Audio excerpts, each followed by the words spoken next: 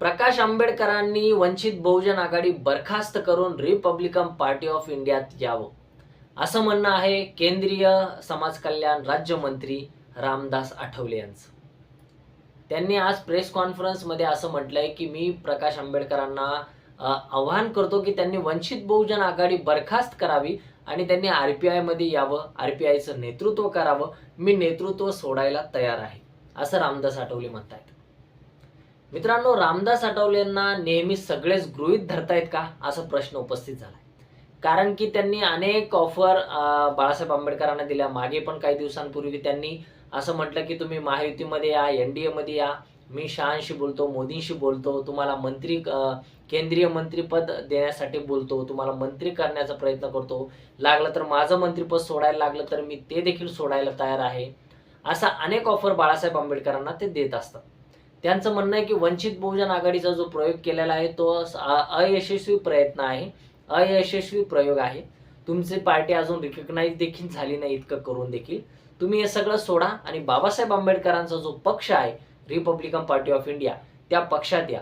तुम्ही रिपब्लिकन नाही, तुम्हाला रिपब्लिकन होणं गरजेचं आहे, तुम्हाला त्या पार्टीत यावं लागेल, असं रामदास आठवले यांचं म्हणणं आहे. मित्रांनो, रामदास आठवले सतत बाळासाहेब आंबेडकरांना ऑफर देत असतात. आपल्याला काय वाटतं की बाळासाहेब आंबेडकर ही ऑफर स्वीकारतील का, की नेहमीसारखं रामदास आठवलेंना ते गृहीत धरून इग्नोर करतील? याबद्दल आपलं मत काय मित्रांनो, ते जरूर कळवा. दुसरीकडे महायुतीमध्ये रामदास आठवले BJPकडे मागणी करताय की आम्हाला 8-10 सीट तरी मिळाल्या पाहिजे विधानसभेच्या.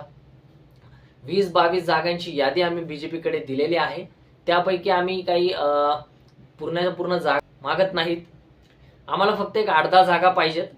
पश्चिम महाराष्ट्र असेल, मराठवाडा असेल, विदर्भ असेल, या ठिकाणी आम्ही जागा मागतोय. 8-10 जागांचा आमचा विचार केला पाहिजे.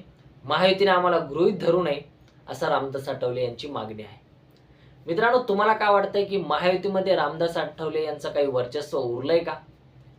त्यांना कोणी काही विचारतंय का?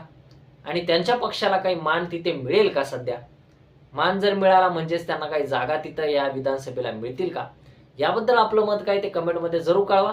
आणि बाळासाहेब आंबेडकरांना दिलेल्या ऑफरविषयी आपलं मत काय, की बाळासाहेब आंबेडकर नेहमीसारखं इग्नोर करतील की काही बोलतील, ऑफर स्वीकारतील? याबद्दल आपलं मत काय कमेंटमध्ये जरूर कळवा.